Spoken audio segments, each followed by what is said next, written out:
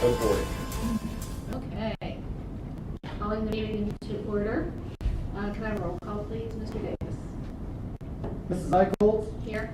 Dr. Hooker? Here. Mrs. Johnston? Here. Mrs. Lewis? Here. Mrs. Singh? Yeah. I have a motion to adopt the regular meeting agenda. Is there a second? Second. Roll call. Roll call. Dr. Hooker?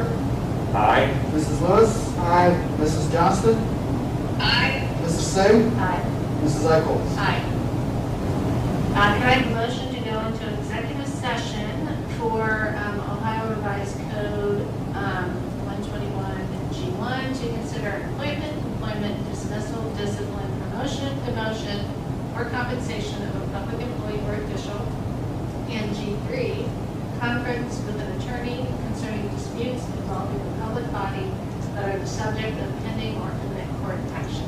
Is there a motion? So moved. Second. Roll call. Dr. Hooker? Aye. Mrs. Lewis?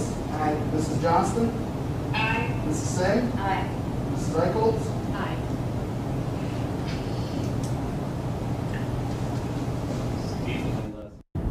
Had to take a bathroom break. Yeah, so do we. Live, Elizabeth. Sorry. Okay, looks like. Okay, we're live. Okay, all right, we're back in open session, and we'll start with the Pledge of Allegiance. I pledge allegiance to the flag of the United States of America and to the republic for which it stands, one nation, under God, indivisible, with liberty and justice for all. Mr. Konecki, recognitions, correspondence, and announcements. Good evening, everybody. Before we start with the listed recognition correspondence announcements, I just would like to introduce a couple of our new employees. It's been a while since we've been together live. First, I'd like to introduce Andrew Cox, who is our new administrative assistant at the district office. If you haven't had a chance to meet Andrew, he's here tonight. Welcome, Andrew. Welcome. Nice to meet everybody. And I'd also like to introduce in person our athletic director who's been working since late May, really, Brian Phelps. Brian is here, and I've asked Brian if he would share a few words. Brian comes to us with a ton of experience, as you know, having worked both in a preparatory school in Texas and also with Seven Hills for years. He's an experienced athletic director and, of course, joined us at a crucial time as we're trying to prepare for our new school year. And I thought it would be nice to hear from Brian for just a few minutes about what we've been through as we got ready to launch the 2021 school year. So Brian, welcome, and thanks for joining us. Thank you, and just want to say thank you to the board for adding me to the Indian Hill School District. It's been great so far, even under the circumstances, which we all know have been tough for everyone, but with athletics in particular, it has its own challenges. I think that our coaches and our kids have done a really good job responding to the challenges ahead. We started off the year, once we knew we could kind of get going, with coaches holding Zoom meetings and discussing what our protocols and procedures would be to practice, and of course waiting on the news from the OHSAA and the governor's office if we were going to have a season. So it's been really step by step a new territory for all of us. Currently we're operating under a 15% capacity in our venues, which some really are no problems and some are a little tougher. For instance, when we have our home soccer games, we're 40 people in the stands, and that makes it really tough. Volleyball games are 220, and football games are 330. So we're doing the best that we can. There's obviously the constant reminders of the protocols and procedures that we have in place every day. As Kirk says often, that really has stuck with me. Crisis fatigue sets in, and we have to remind each other why this is so important for us to continue to move on. And something that I feel like I've said a lot lately, when coaches, maybe parents, maybe kids get a little grumpy of some of the things that we have in place, it's the reminder 3 weeks ago we were just happy for the kids to be playing. So we kind of have to remember that every day is a gift, and we're going to continue to try to do everything possible for our kids to continue to play for as long as possible. So We're really excited to get another day and another week, and we're going to take it a day at a time and a week at a time, and be thankful for what we have so far. Welcome. Thank you. You knew what you were walking into, right? Yeah, you've had a lot of years' experience. Nobody's had this experience. That's right. We appreciate you being here, Brian, and welcome. We're glad to have you. Brian has been also involved in the building steering committee from day one as well this fall, so we appreciate him helping out with that. I also just want to thank our PTO leaders and members. Many people may have noticed that our K through 5 students are wearing fanny packs that are going to be like loaded up with the safety materials that we have, wipe packets and hand sanitizer, and our PTO has agreed to help make a donation to help support those things. And we really appreciate that. On behalf of PTO, I want to thank everybody, and I think our students are thrilled to have these fanny packs, especially when they're out on the playground during recess. You can imagine having the ability to store their things throughout the day is really nice. So we appreciate all the help from our PTO. It's been a while since we got to focus on athletics and academics in this way, so a couple of really nice recognition pieces tonight.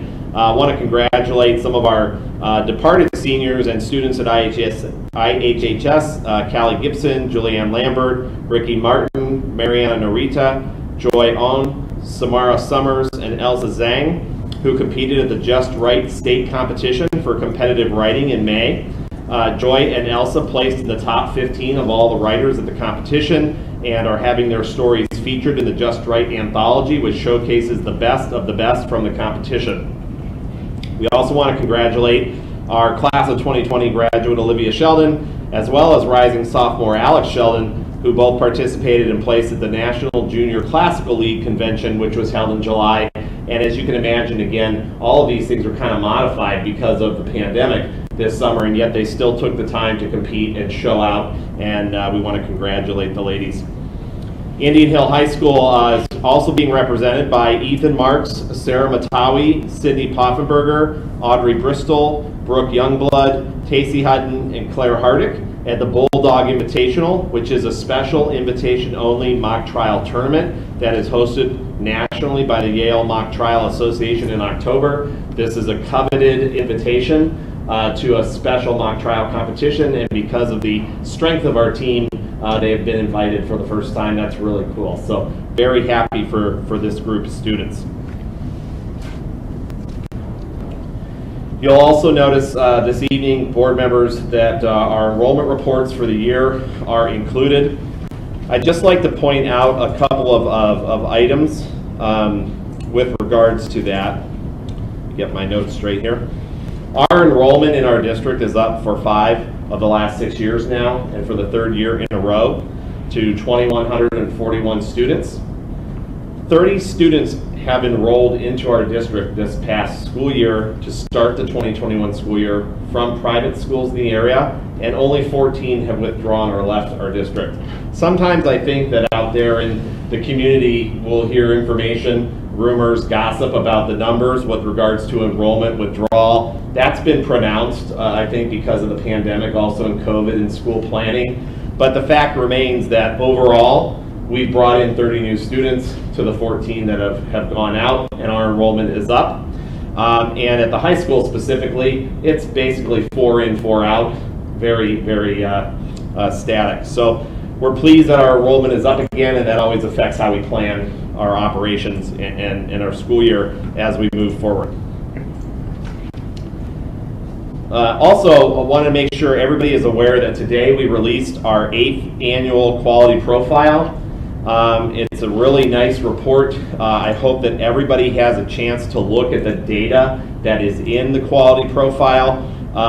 It's full of data. Not only does it have our rankings as a nationally renowned school, number 5 by U.S. News and World Report, number 9 by Niche, our Communities of Music Best Award from last year, being a top workplace in 2020.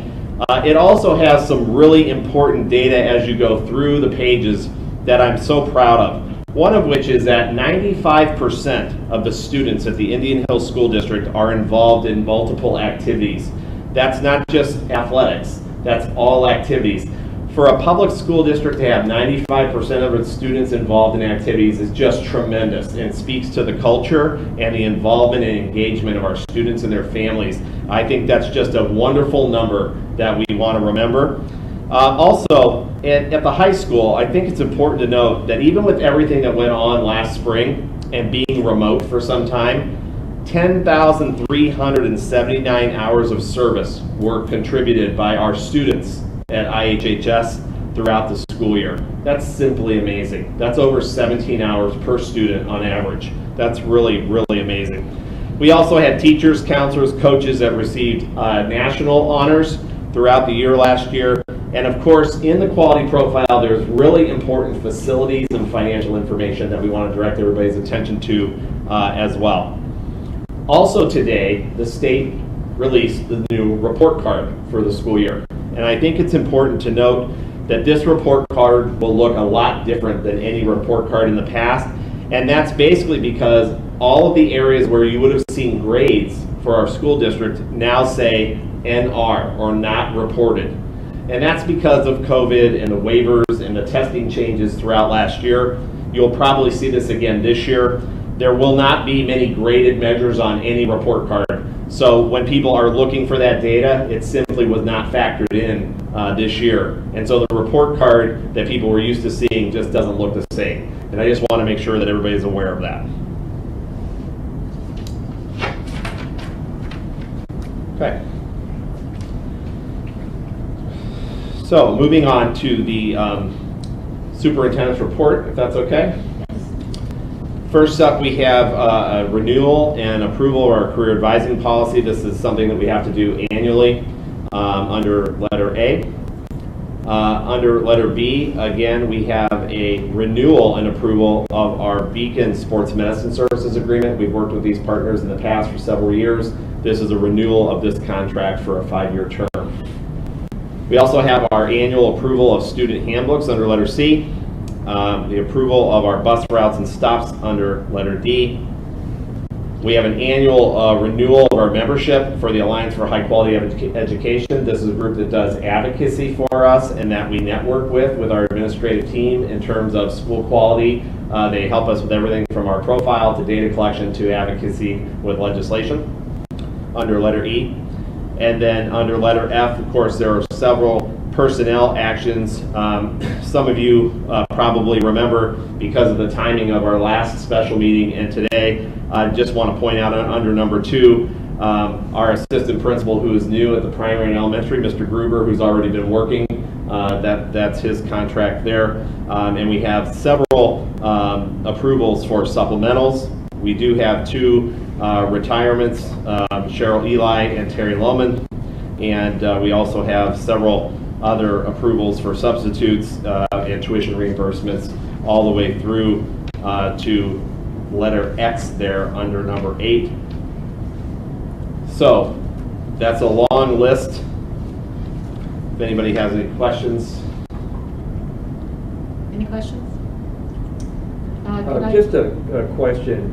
When I was going through this, and you did a nice job of presenting it, but I did not see the link to all the stuff with niche and all that. Is that in a separate report, or is that not attached, or is that the quality profile was sent on the board report last week, and I will send you a link that will send you directly to it via email. So that you I think it ought to be included in the It's in the minutes. quality profile. No, but I just say in the quality, in the minutes. We'll make sure it's in the minutes. I think it should. All the people in the community want to see that. So. Okay, could I have a motion to approve letters A through, let's see, sorry, A through, I'm trying to find the numbers. F. F, thank you. Sorry. There's so many sub things. And so, letters A through F of the superintendent report, please. So moved. Is there a second? Was there a second? Second. Okay. All those in, I'm sorry, roll call. Dr. Hooker? Aye. Mrs. Lewis? Aye. Mrs. Johnston? Aye. Mrs. Singh? Aye. Mrs. Eicholtz? Aye. Okay, treasurer's report, Mr. Davis. Under my report for this evening, under letter A, we have several minutes to approve. The August 4th regular meeting, the August 4th special meeting, the August 9th emergency meeting, and the August 20th special meeting. Letter B is to approve the financial reports for the month ending August 31, 2020. Item C is a resolution to join a class action suit under the United States Bankruptcy Court, Southern District of New York. It involves the Purdue Pharma LP and their Chapter 11. Item D is several contracts for student services.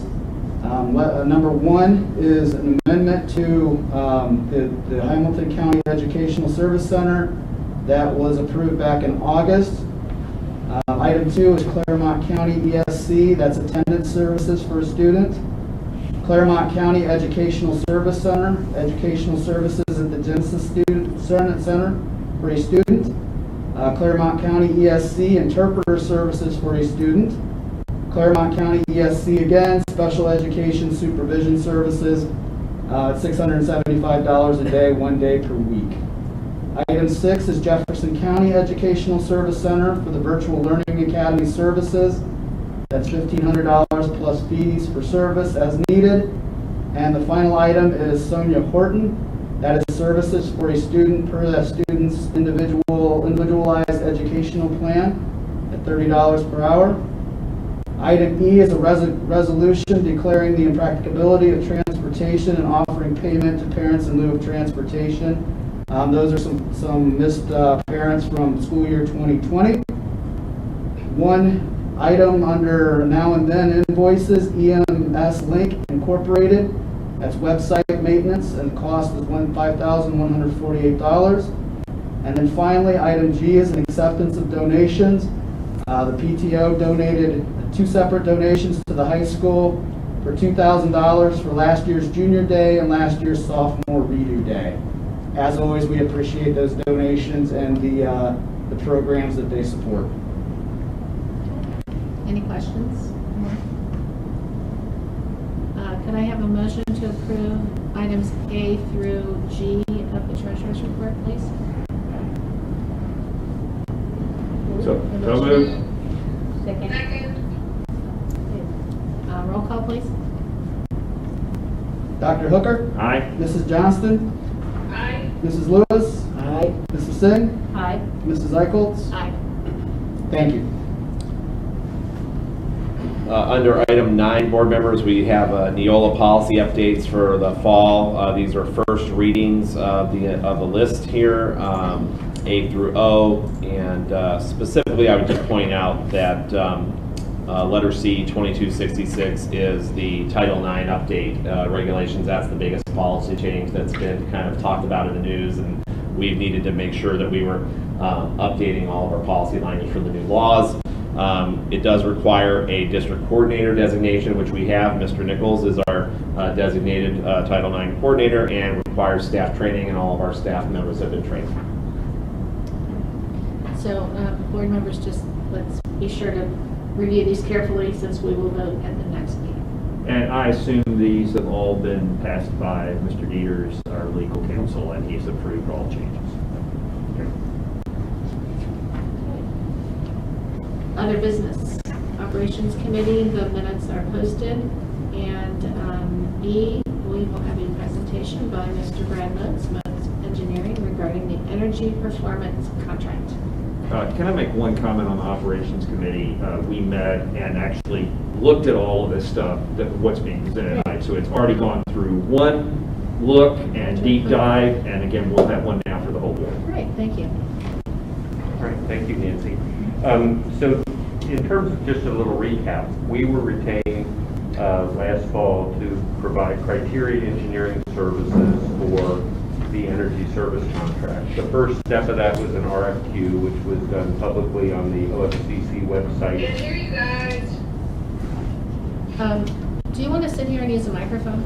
Sure. It needs one. I can do it. Thank you. Sorry about that. No problem. Thanks, Glenn. Should be better for people out there too, they can hear better. Okay. So our firm was retained last fall to provide criteria engineering services with respect to the energy service contract. An RFQ was posted on the OFCC website, and qualifications were received from 9 firms in early November, which we worked with Mick Davis and Ken Stegman to score those, and 5 firms were shortlisted. Out of that qualification process, we deemed that 4 firms were extremely qualified to go ahead and to submit proposals. So with that, we prepared those request for proposal documents. There were some delays due to COVID, of course, and we got proposals back in early June. And from those proposals, of the 4 that we received, it was apparent that there were 2 vendors that we deemed that were most qualified in terms of the costs that they were proposing, and those were the firm of Brewer Garrett, based up in Cleveland, and Energy Optimizers in the Dayton, Ohio area.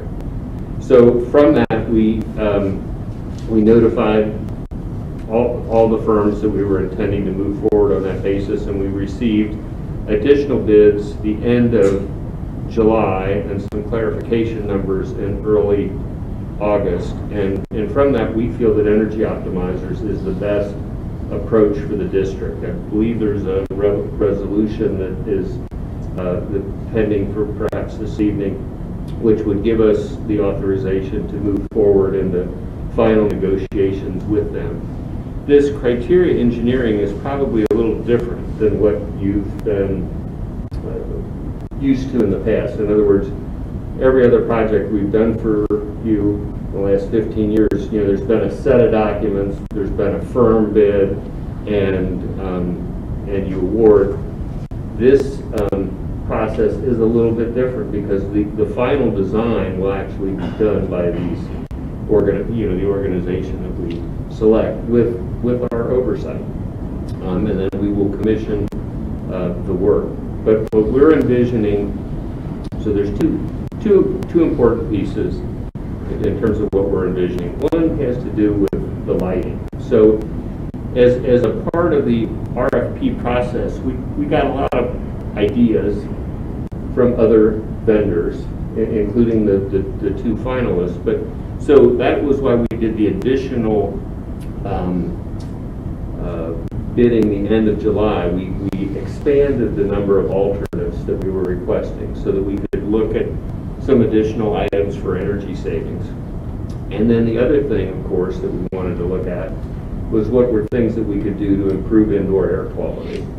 And there were one component we looked at the end of July was ultraviolet light.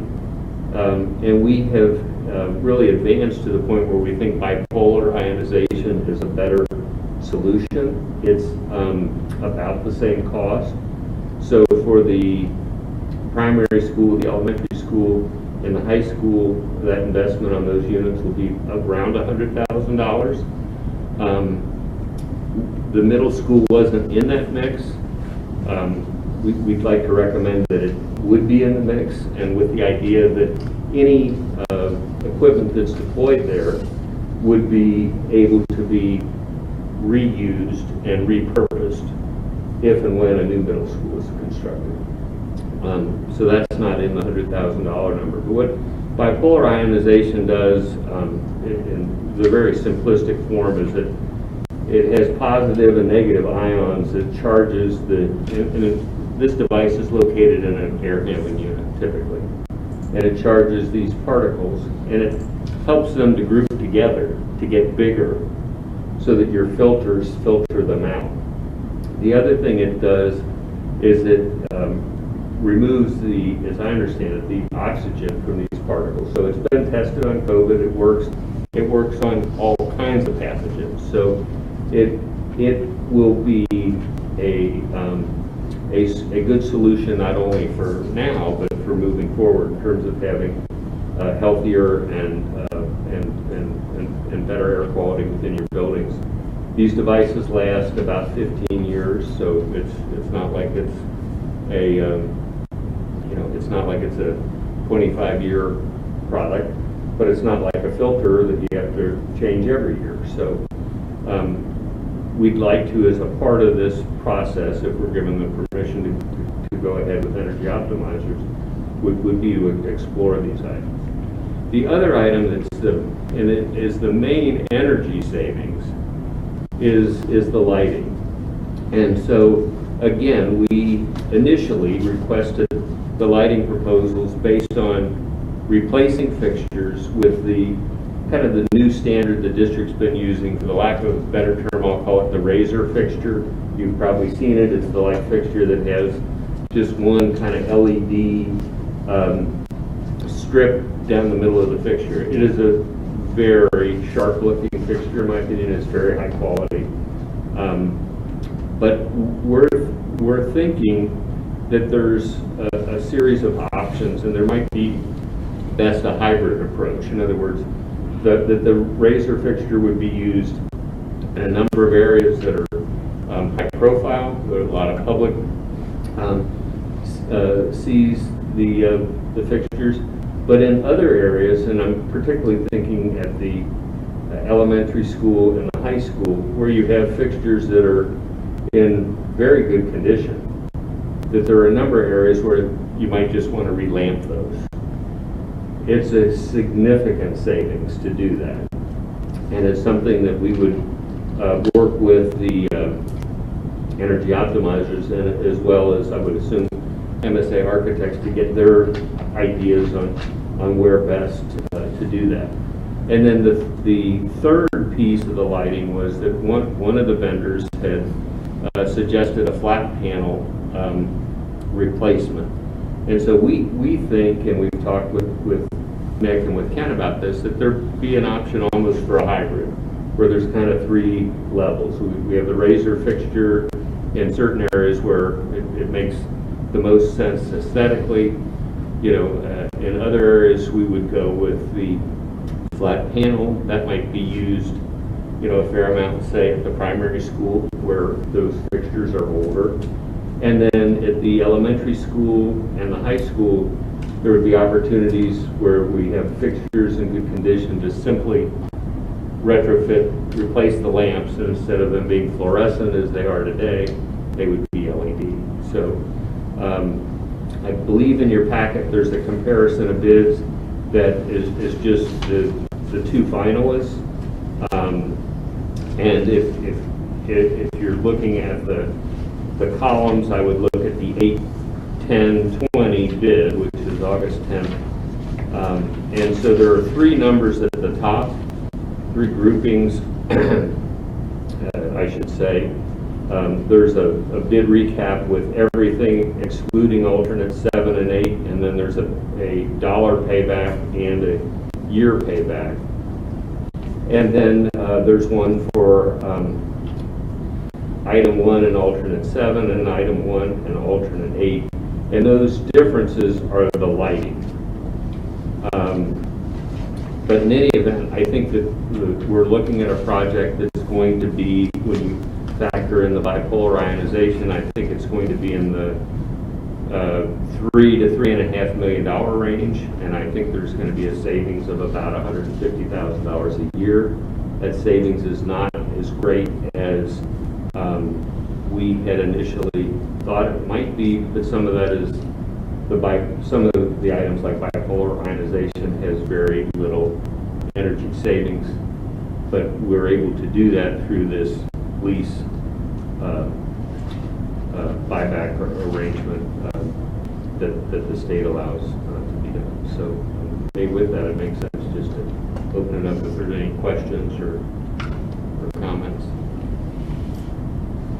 Andy, was there anything from the operations? Well, I just think, can you just explain again, because it's been a while, how this program works? We take a loan out and it's paid back based on the savings. Can you just give a high view, don't get too far into the weeds, but I think for the public, they need to understand what we're doing here. Right, so I believe the resolution that's in front of you is to go to the next step with energy optimizers, but also to go out and to obtain options with respect to financing. And so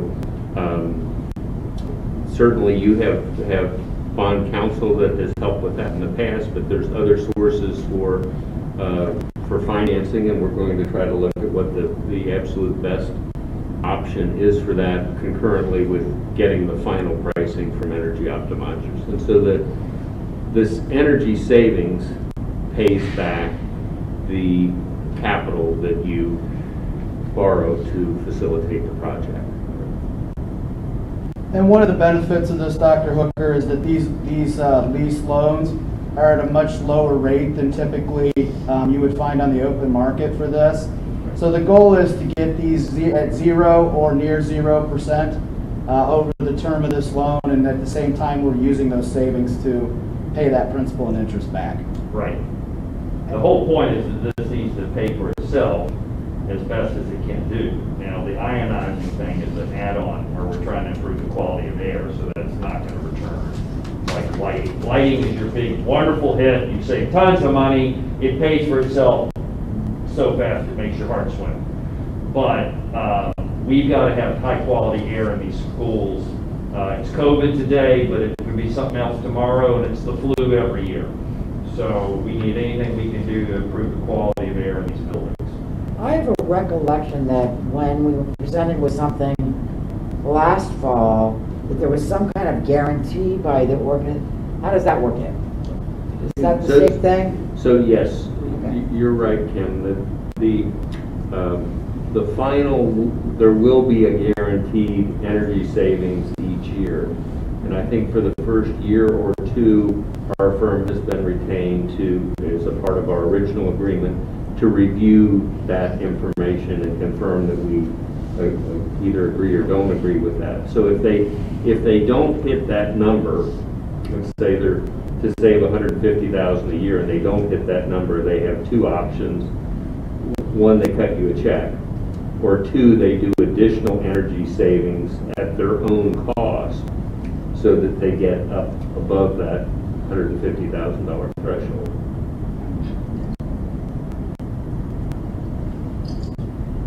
Any other questions? Elizabeth, did you have any questions? I have one question. So this does not include the current middle school, or does it have? You're correct. It does not include any of the bipolar ionization for the middle school. And I would recommend that we incorporate that with the final negotiations. I believe that with the various iterations of pricing that we've done with energy optimizers, I think we have enough information to be able to feel confident that we're getting fair and competitive pricing. And really, and I probably should have mentioned this earlier, really the reason for this process and why it's taken a while is we were trying to get the best overall value for the district. We felt very confident that any four of these contractors could have performed this contract. So after that, it was about, well, let's get the best value in terms of the pricing and the return. And so that's how we got to where we are. And so moving forward, I think between all the numbers we have, we feel very confident that we can get additional competitive pricing with these last couple of pieces of work. But to Nikki's point, we're not doing, there's many things we're doing in the other buildings that we're not doing in the middle school. Right. We're not, that would be the only thing that we would be doing in the middle school. And it would be done with the intent to repurpose that equipment in the new units that are designed. And to the extent that, these things come in standard, sizes and lengths, and that we would, in case, there are a lot of air handling units at the middle school, if you're probably aware, if you've ever looked at the Google Earth image. But anyway, we get some, if the standard length is a 6-foot one that we're using at the middle school, and, or excuse me, at the high school and the elementary school, for example, then we might get that same length there, so that if one fails, we have a light piece of equipment to use as a stock item, because I think ultimately we'll have fewer air handling units at the new middle school than what you have today. And one thing, when we looked at this project, we had already done the work with the facilities committee, and they had determined that the life of that middle school was pretty close to the end of its life, that it served its purpose here in Indian Hill. We've talked that through with a potential replacement with a bond here in the near future, potentially. So the idea was that we wouldn't want to go through and replace the lights and do all the things to upgrade that facility and then have nowhere to put those items or to repurpose those items. So that was the reason why we didn't look for those savings at the middle school. I'm sure if Brad's company looked, we would find plenty of places to save with that old building. Windows, you know. Yeah, but only save if you kept the building for another 15 years. And that's the point. It would have to be over a longer period of time to get those savings back. So that was the reasoning we did not look at the middle school when we started this project. So there won't be, if we spend the money at the middle school and then we decide to move forward at a later point in time to do a bond with the middle school, it's not lost money. It's not going to be expensive to remove, to repurpose it in new HVAC units. Is that correct? That is correct. Great. Right. Any other questions or comments from the board? Any questions? So I guess that takes us to the resolution. This is the timeline. So you all were given, prior to the board meeting, the resolution that is in front of us. Is there any discussion? Is there any discussion or questions specifically about the resolution?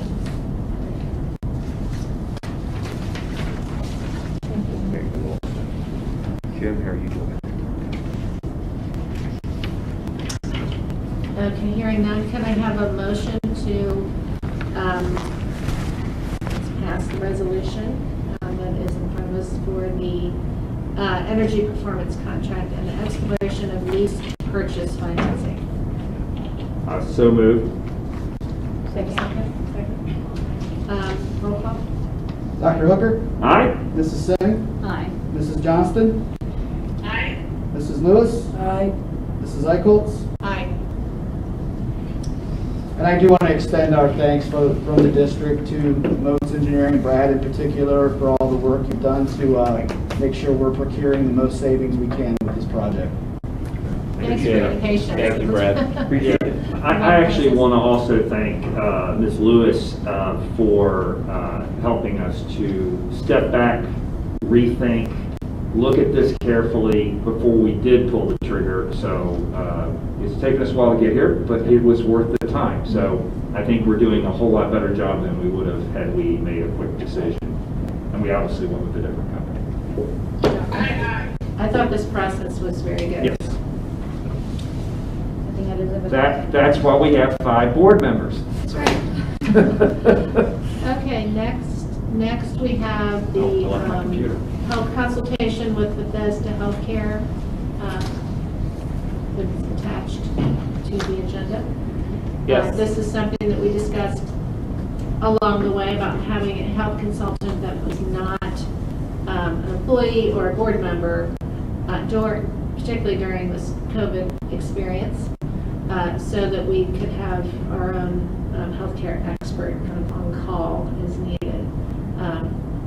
Is there any other information that we should be sharing? Yeah, I'd just like to go over a short summary. I think this is was a great suggestion by the board members, and I think that we're really excited about this new partnership. Bethesda Healthcare, Tri-Health, or its designees are going to provide ongoing consultations regarding COVID-19 related health orders, guidelines, laws, resources, and services for the Indian Hill School District Board of Education and its administrators under this memorandum of understanding. They're going to do provide this service to us in several ways. First, they're going to assist with education and information sharing for our students and staff with regards to COVID-19 related health guidance, laws, resources, and services that are out there in our region. They're going to consult and advise with the board and school administration directly on health policy questions and the data reviews that we do in the future. They're going to consult and advise and examine trend data that they see locally, regionally, and give us opinions about those. They're going to give us opinions about the health orders. They're going to share information related to how contact tracing data evolves and how it should be evaluated. And they're going to advise us on school operations as we move forward, which we've already gotten some help with, which we really appreciate. And then they're also going to refer school officials and administrators to the resources and services that are out there, not just for students and families, but also for staff in the future as those things become more readily available. As you know, this is probably going to take some time, and we're going to have questions that come up. And when new services or innovations come online, whether it's testing or some new type of vaccination in the future, all of those things are things that we'll be able to get information on from our consultants. I want to thank Terry Bremer, who's the Vice President of Employer Solutions at Tri-Health, for her assistance to make this MOU possible, and Dr. Rob Dunham, the Director of Clinical Services, and Dr. Malia Harper will be the primary consultants for the Indian Hills School District through Tri-Health moving forward with this partnership, and we want to welcome them and thank them for all their help. And Mike, you point out that this is not costing us anything? This is not costing us any money. This is a memorandum of understanding for a consulting service that the Tri-Health organization would like to provide to us and partner with us, and it is a unique partnership. They have not entered into this type of agreement with the school district in the area as of yet. I want to point out that I had nothing to do with who was picked. I purposely stayed out of it because it's not my job. But I do think Tri-Health makes a lot of sense. They're already with Miami University. They're already at Xavier University. They're used to working with schools at a different level. So I think this is a natural partnership. There were other good people being looked at, but I think this could work out very well. And certainly if you talk to Miami and Xavier, they've been very happy with the relationships. There are two things that, because of this partnership, have already evolved that I just want to speak to, because I think that it's come up in questions from parents several times. First is how we make the decisions about our shifts. And if people look under the students and parents section on our website, they can see very clearly how we're going to do our data reviews and what elements we're looking at. And talking with Terry Bremer and her team, that helped develop some of that thinking that went into our list for our data review. The second thing is, they made a suggestion early on, which we went live with today, and that is a weekly update or data page to share our COVID-19 information with the public. And so on our website, under the students and parents section, you can now see an updated list every week of our cases, positive, our number in quarantine, and a percentage, so that anybody who wants to have that data can have it. And early on, that was just something that came up in a conversation and our team followed through with, and now it's a reality. And all of those kinds of things along the way are very helpful to our team and the board, so we really appreciate it. Okay, the one question I had, it's under the term. It appears that we'll start this, effective when we sign it. It'll remain in effect until we cancel. So this could be an ongoing relationship outside of the COVID situation. That's the plan. Okay, so this is not just for the COVID time period. Yes, and based on the services and the resources they may be able to provide beyond COVID, I think there are some educational benefits for our staff, and then, of course, some strategic things that we can talk to them about moving forward that could benefit our organization. I think that things will come up when we're trying to decide how to run our nurses. They can give us advice on many levels. And it's something we should have probably had a long time ago, and I'm glad we're having it now. Good. Great. All right. So, Steve, we need a motion to approve this, right? Accept it. So can I have a motion to accept the health consultation with Bethesda Healthcare? Is there a second? Second. Roll call.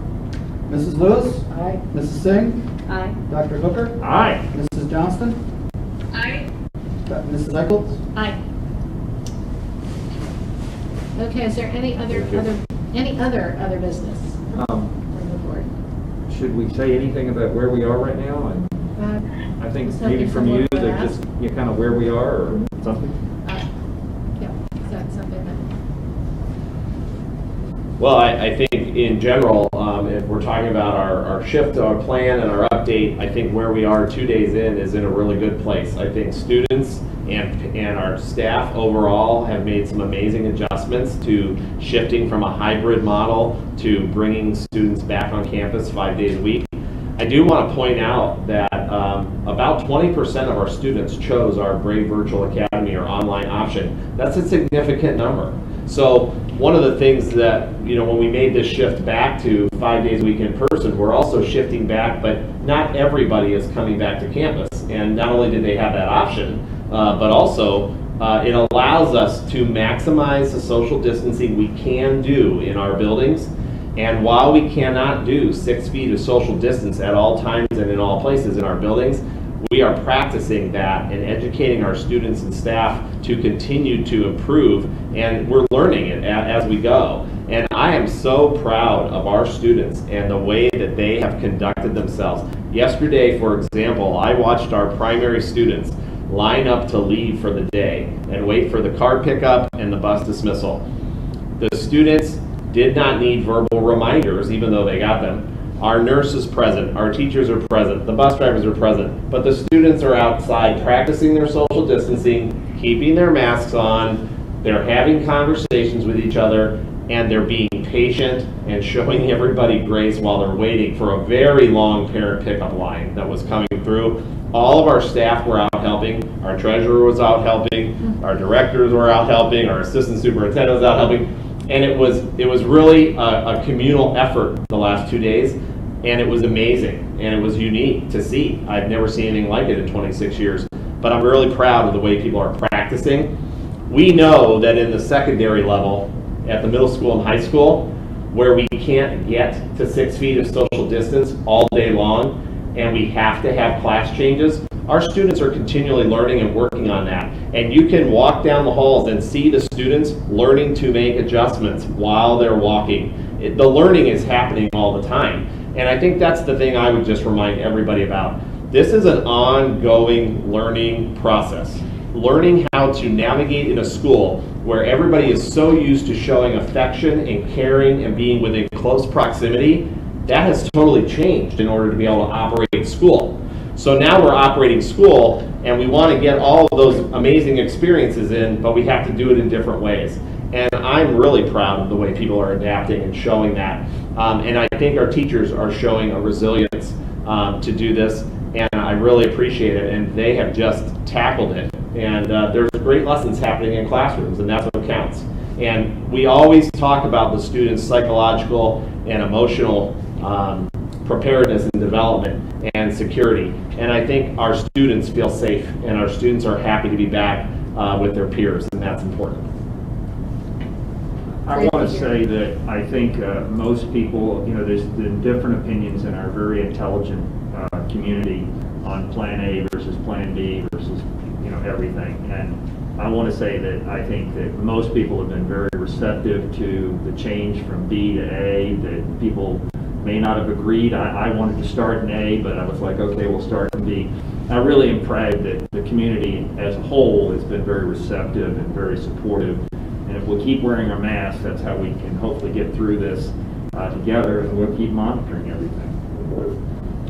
Exactly. We really appreciate the families doing their part outside of school, because that will keep COVID hopefully from coming into our schools as much as possible. I'm curious, Dr. Stewart, just a quick academic update, since it's been such an interesting start to the year. Yeah, I'd be happy to. So it's whether we're talking about students in the virtual academy or we're talking about our students here in the face-to-face, as we always have done, the start of the year really is the foundation for building relationships with students. And it's been really interesting to have conversations with parents, because starting in Plan B, as well as having students in Brave Virtual Academy, created a window between home and school that has never been able to be there before. And so there were times that it was an opportunity to have some really great conversation about, like, I didn't know that we didn't jump into academics on the first day of school. And it was nice for us to be able to say, we never have. And sometimes you have to go slow at first to go fast later. So now we are full-fledged into some of the academics, and really we're spending some time getting grounded at the beginning of the school year, including doing assessments. So I'm sure everybody has been able to see some of the latest news reports on what they call the COVID slide and how well students are starting the school year compared to when they left. And we want to gather our own information about that, and rather than just take information from the news source. So right now we're in the middle of assessments trying to determine where our students are so we can move forward. But our goal is to have the same academic progress this year as we always have prior to COVID. If the goal was to have some students be able to read at a certain level at the end of a grade level, that's going to continue to be the goal for this year. Great. Anything else? Any other questions? And we just also just like to say publicly thank you to Dr. Kim Given. She is the supervisor of Brave Virtual Academy, and she's just doing an amazing job. It's almost like starting a brand new school in some ways. And right now she's actually meeting with parents in a town hall meeting to get some feedback about how it's going. We know that it's going to be important in this case to ask frequently of our families what's working really well that you never want us to change, and what's not working so well that you want us to consider as well. So she's going to be having those meetings regularly, and her first one is tonight. How many, because initially wasn't the plan that it was going to be 10% Brave Virtual Academy, that was the initial estimate? Have we had to move teachers from? Yes. Okay, and that's Yes. gone okay? Yeah, I would also like to give credit to all the teachers in Brave Virtual Academy as well. Some of them didn't know that they were going to be assigned to that position until a week before school started, and they have absolutely embraced it and have been working so hard to make sure that it feels like a high quality program to our students on a regular basis. When we made the switch from Plan B to Plan A, we also wanted to be responsive to our families who shared with us that they were no longer feeling safe. So we had 23 different students reach out and ask if they could move from the face-to-face model into Brave Virtual Academy, and we said yes immediately, and the teachers welcomed them with open arms, had orientation settings, and allowed them to do that. Good. Additionally, right now we are serving 24 students in Brave Virtual Academy who are going to be there temporarily because they're part of a quarantine. And in those cases, not everybody is joining Brave Virtual Academy during a quarantine, but there are some families who are asking for that level of support, and we would like to be able to do that. That's excellent. And I think to your question also, Dr. Hooker, for the future, when we talk about this number of 20%, it is over what we estimated originally, and it's a significant part of our operation now. And I think it's going to be moving forward, and so we're going to have to keep that in mind as we do our planning for the future. No question about it. I just got to say one more time, though, to anybody watching, talk to all your friends. The game has changed this year. If you are sick in any way at all, I don't care if it's a stuffy nose, stay home. There's no penalty. There will be no penalty. There will be no problem. But you are taking a grave risk sending that kid to school and exposing a bunch of kids if that kid has COVID. I don't care if you're wrong and you kept home a kid with allergies. That's fine.